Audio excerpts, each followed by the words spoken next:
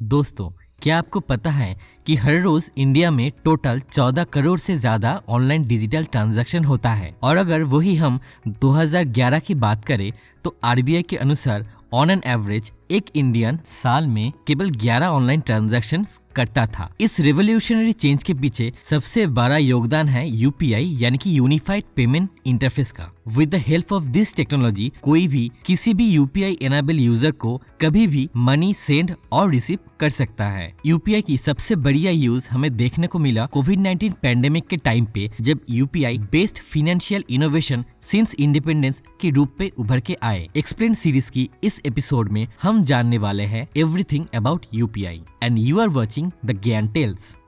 Please इस video को स्किप किए बिना एंड तक देखिए। अगर आपको हमारा कंटेंट पसंद आता है तो please like, share and subscribe to the Gyan Tales for more such exciting topics and also hit the bell icon to never miss any update from the Gyan Tales. चलिए पहले जानते हैं ये यूपीआई आखिर क्या है। UPI that is unified payment interface एक instant real time payment system है जो कि एनपीसीआई यानी कि national payments corporation of India के द्वारा बनाया गया है। यूपीआई सिर्फ एक सिंगल प्लेटफॉर्म है जो सभी बैंक्स की सर्विसेज को एक ही अम्ब्रेला के नीचे लाता है। यूपीआई कस्टमर्स को credit card details, IFSC code और नेट बैंकिंग या वॉलेट पासवर्ड टाइपिंग जैसा परेशानी के बिना सीधे बैंक अकाउंट में मनी ट्रांसफर के फैसिलिटी देता है। ये सभी कुछ आरबीआई यानी कि रिजर्व बैंक ऑफ इंडिया की द्वारा रेगुलेटेड है और मोबाइल प्लेटफॉर्म्स की मदद से इंस्टेंटली बैंकों को ट्रांसफर किया जाता है। सिंपल भाषा में यूपीआई स्मार्टफोन्स को एक वर्चुअल डेबिट कार्ड बना देती है यूजिंग ए मोबाइल नंबर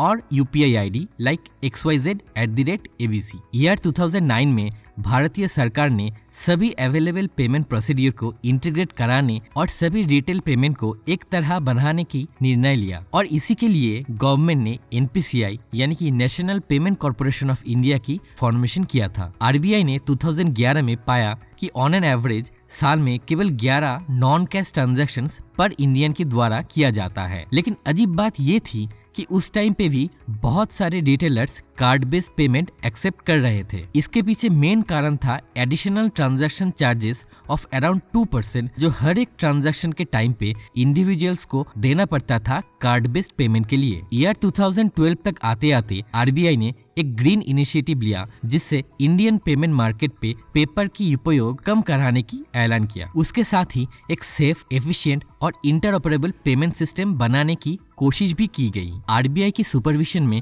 एनपीसीआई को ये काम सौंपा गया जिसका मेन काम था एक simple, secure and interoperable payment system बनाना। और फाइनली 2016 में आरबीआई ने लॉन्च किया एक safe, easily accessible digital payment system जिसी को हम यूपीआई के नाम पे पहचानते हैं। 2016 की हिस्टोरिक डीमोनेटाइजेशन के बाद जब पुराने नोटों को एक्सचेंज किया जा रहा था तब इंडियन गवर्नमेंट द्वारा यूपीआई को वाइडली प्रमोट किया गया था कैशलेस ट्रांजैक्शन को बढ़ोतरी देने के लिए। अब जान लेते हैं यूपीआई कैसे कम करती है। पीएसपी यानी पेमेंट सिस्टम प्रोवाइडर जैसे एप्स लाइक फोन पे, गूगल पे, पेटीएम कस्टमर को पेमेंट इनिशिएट और कंप्लीट करने में मदद करता है। ये पेमेंट सर्विस प्रोवाइडर्स कोई भी ट्रेडिशनल लेंदी बैंकिंग सिस्टम की बिना 24/7 आपकी पर्सनल असिस्टेंट की तरह काम करती है। इस यूपीआई को यूज करने के लिए पहले तो आपको एक यूपीआई हैंडल की जरूरत है। ये यूपीआई हैंडल कोई भी easily with in few minutes पा सकता है with the help of this payment service providers. जब कोई यूजर एक ट्रांजैक्शन को इनिशिएट करता है तब पीएसपी द्वारा ये ट्रांजैक्शन रिक्वेस्ट को एनपीसीआई तक भेजा जाता है और एनपीसीआई तब रेमिटर बैंक को अमाउंट डेबिट करने के लिए बोलता है। रेमिटर अकाउंट से इंफॉर्मेशन मिलने के बाद एनपीसीआई बेनिफिशियरी बैंक को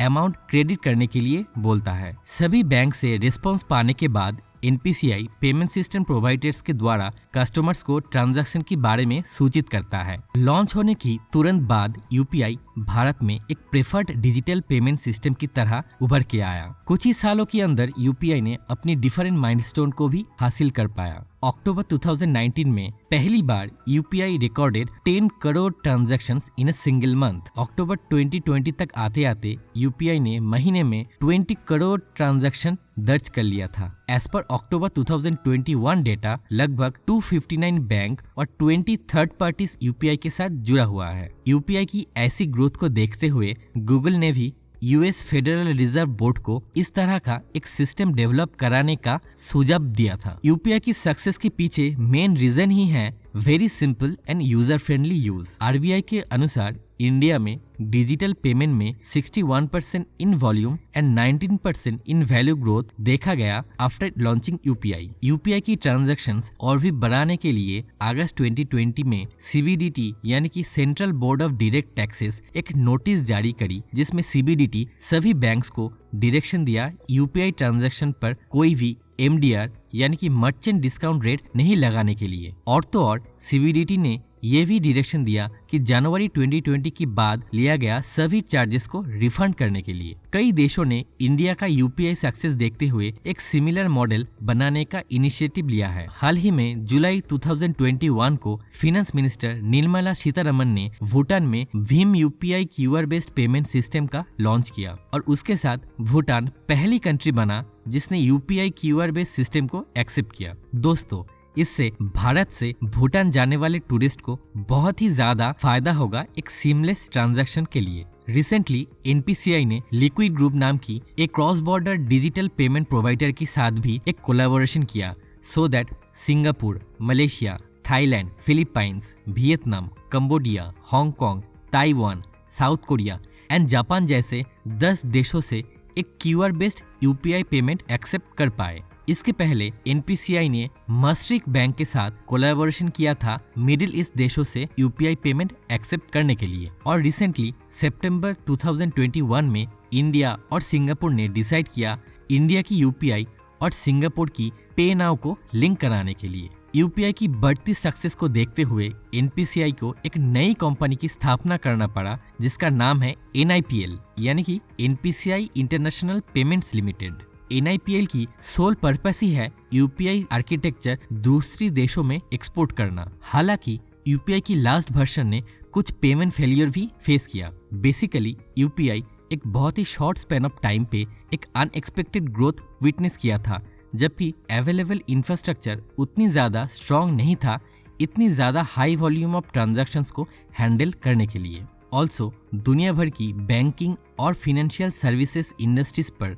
बढ़ती साइबर क्राइम की थ्रेट की वजह से लोगों की डिजिटल मोड ऑफ ट्रांजैक्शन पर ट्रस्ट भी कम होते नजर आ रहा है। Fraudulent claims, account takeover, identity theft, card details theft जैसी फ्रॉड्स यूपीआई के लिए एक इमर्जिंग चैलेंजेस जैसा है। एडिशनली इंडस्ट्रीज की कुछ ऑफिशियल्स ने यह दावा रखता है कि एमडीआर एक फाइनेंशियल इंसेंटिव की तरह काम करता था फॉर बैंक्स और पेमेंट एग्रीगेटर्स और ये पूरी डिजिटल पेमेंट की इकोसिस्टम को मेंटेन करने के लिए हेल्प करता था। इसीलिए बहुत लोगों का मानना है कि zero MDR policy is actually harming the digital payment industry. August 2018 पर एनपीसीआई एक upgraded version that is UPI 2.0 का लॉन्च किया। सभी ट्रेडिशनल ट्रांजैक्शंस के साथ साथ यूपीआई 2.0 अब आईपीओ खरीदने में, इलेक्ट्रिसिटी, वाटर, ई टैक्स जैसे मेजर डिपार्टमेंट्स की बिल पेमेंट करने के लिए भी यूज करा जा सकता है। यूपीआई 2.0